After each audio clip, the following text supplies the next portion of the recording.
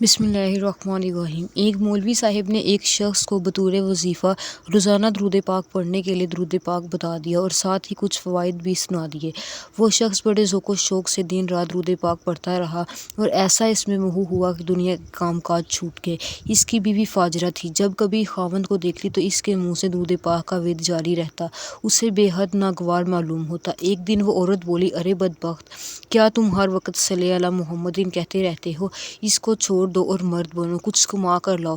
مگر اس کا خاوند باوجود ایسی طعن و تشنیع کے درود پاک کا ورد نہ چھوڑتا تھا۔ اتفاق سے وہ شخص کسی مہاجن کا مقروض تھا۔ اس نے مطالبہ کیا، یہ نہ دے سکا۔ مہاجن نے عدالت میں دعویٰ دائر کر دیا۔ اب اس کی عورت کو اور بھی موقع مل گیا۔ خوب زبان درازی کی اور خاوند کو برا بھلا کہا۔ وہ مرد صالح تنگ آ کر آدھی رات کو اٹھا، دربار الہی میں نہایت ہی زاری کی اور عاجزی سے عرض کی، یا اللہ، تو سب کچھ جانتا ہے، میں بیوی اور مہاجن کا لاچار ہوں۔ تو بے سہاروں کا سہارا ہے، تو حاجت مندوں کا حاجت روا ہے۔ دریائے رحمت جوش میں آیا اور اس مرد صالح پر اللہ تعالیٰ نے نیند مسلط کر دی اور اس نے خواب میں دیکھا کہ ایک بزرگ نہایت ہی حسین و جمیل پاکیزہ صورت سامنے آئے اور نہایت شیریں زبان سے گویا ہوئے، اے پیارے، کیوں اتنے بے قرار ہو؟ گھبراؤ نہیں، تمہارا کام ہو جائے گا، میں خود تمہارا مددگار ہوں۔ اس مرد صالح نے عرض کی، آپ کون ہیں؟ فرمایا، میں وہی ہوں جن پر تو درود پاک پڑھتا رہتا ہے۔ یہ سن کر وہ بہت خوش ہوا اور دل کی ساری بے قراری دور ہو گئی۔ اور پھر سرکار دو عالم صلی اللہ علیہ وآلہ وسلم نے فرمایا، گھبرانے کی ضرورت نہیں، تم صبح وزیر اعظم کے پاس جانا اور اس کو وظیفے کی مقبولیت کی خوشخبری سنانا۔ جب وہ مرد درویش بیدار ہوا اور صبح کو اپنے ٹوٹے پھوٹے لباس کے ساتھ وزیر اعظم کی رہائش گاہ کی طرف روانہ ہوا، دروازے پر جا کر دربانوں سے کہا، میں وزیر صاحب سے ملنا چاہتا ہوں۔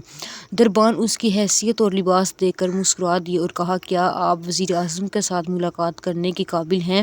چلو یہاں سے بھاگو۔ لیکن ان دربانوں میں ایک رحم دل بھی تھا۔ اس کو رحم آ گیا اور کہا، بھائی ٹھہر جا، میں وزیر صاحب سے عرض کرتا ہوں، اگر اجازت ہو گئی تو ملاقات کر لینا۔ جب وزیر صاحب سے ماجرا بیان کیا گیا تو انہوں نے کہا، اس آدمی کو بلا لو۔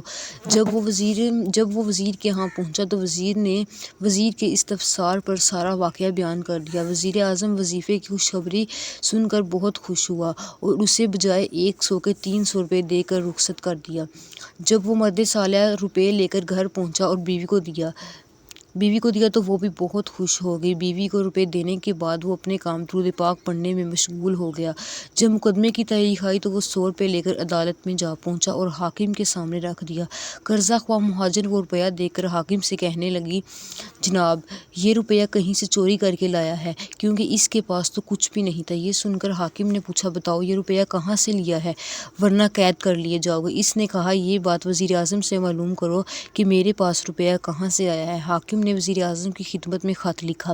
وزیر صاحب نے خط پڑھ کر جواب لکھا، جج صاحب، خبردار، اگر اس بندے کے ساتھ ذرا بھی بے ادبی کرو گے تو معزول کر دیے جاؤ گے۔ جج صاحب یہ جواب پڑھ کر خوفزدہ ہو گیا اور اس مرد صالح کو اپنی کرسی پر بٹھایا اور بڑی خاطرداری کی اور جو 100 روپیہ اس مرد صالح نے دیا تھا وہ واپس کر کے مہاجن کو اپنی طرف سے 100 روپیہ دے دیا۔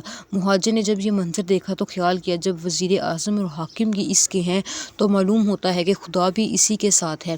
اس نے وہ 100 روپیہ واپس دے دیا۔ معلوم ہوا کہ درود پاک دونوں جہان کی مرادیں پوری کرتا ہے۔